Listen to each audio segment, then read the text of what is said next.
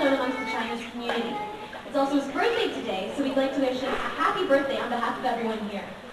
Now let's welcome him to give us a speech. 有请华社界老朋友国会议员William Andrew开场讲话。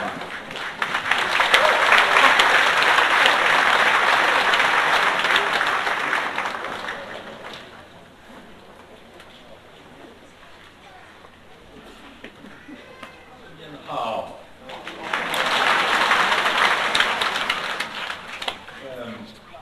Last time I came, I spoke only in Mandarin.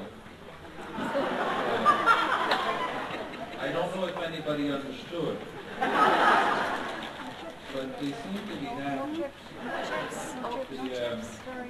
Today I apologize. I've been driving for an hour and a half to get here, and I still got here late.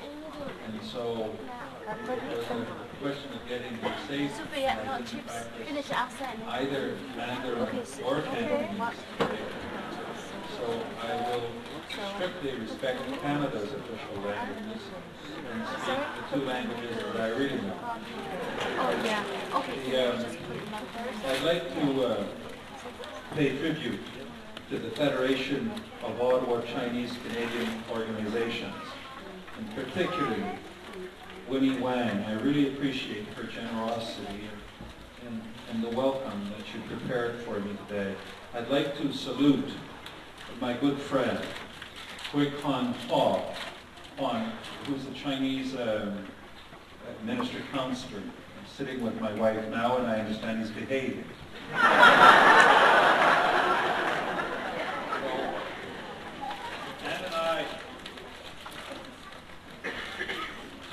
Anne and I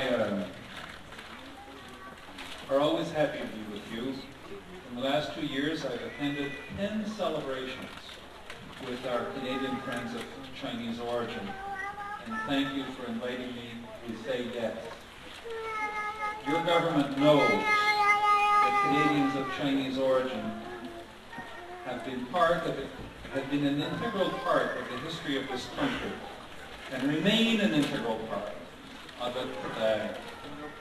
More than 100 years ago, Canada treated Chinese immigrants with racist policies.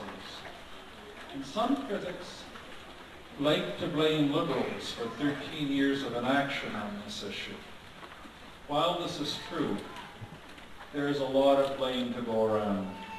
In fact, 20 Prime Ministers of Canada failed to act on this issue during 100 years.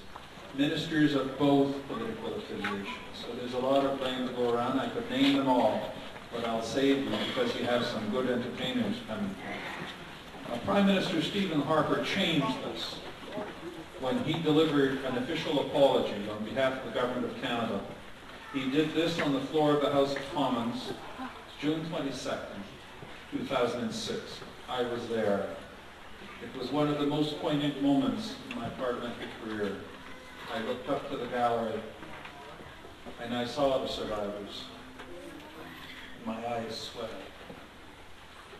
The opposition continues to be torn on this, and many Liberals still defending the previous government's shameful policy on no apology, no compensation. Now, last year marked the 50th anniversary of the election of Douglas John, the first MP of Chinese origin, who was elected with Prime Minister John Diefenbaker in 1957. We finally have recognized Douglas John's contributions, making his story the focus of the government's Asian Heritage Month celebrations, and naming a federal building in Vancouver after John.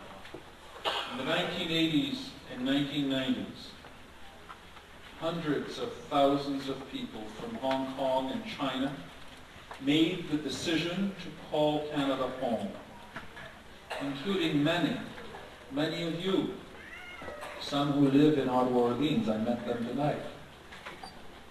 Now, Mandarin is the third largest mother tongue in Canada, after English and French.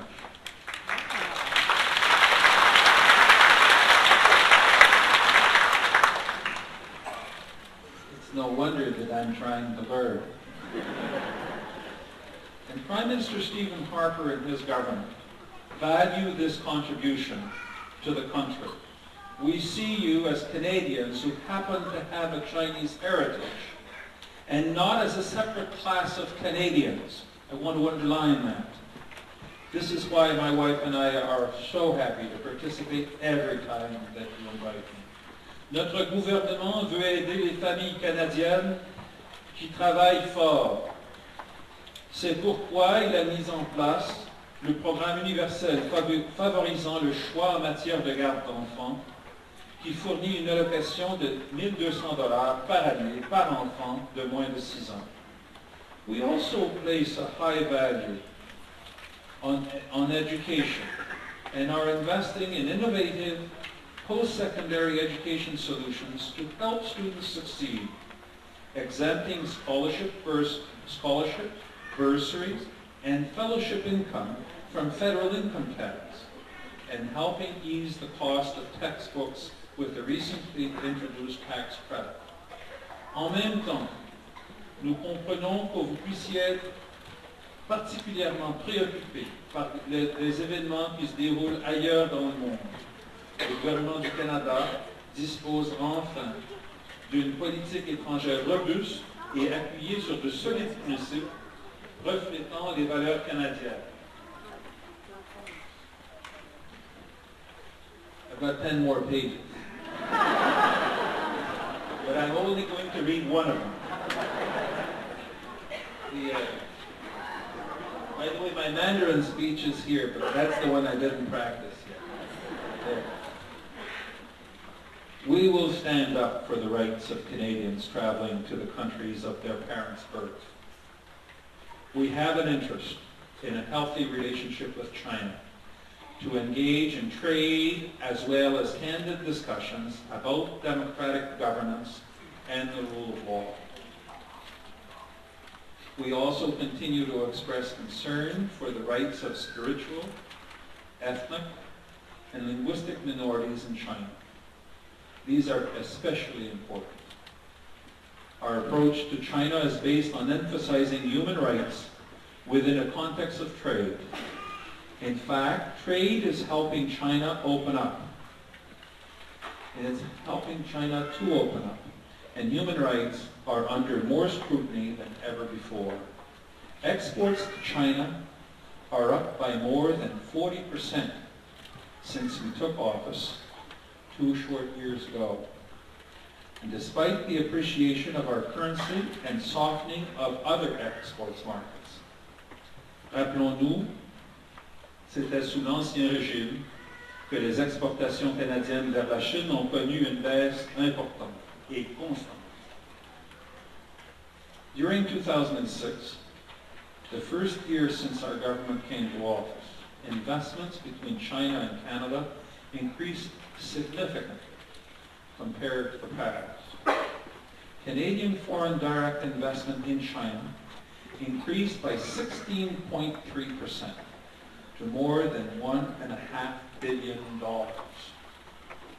Chinese foreign direct investment in Canada went up by 39% to $1.3 billion.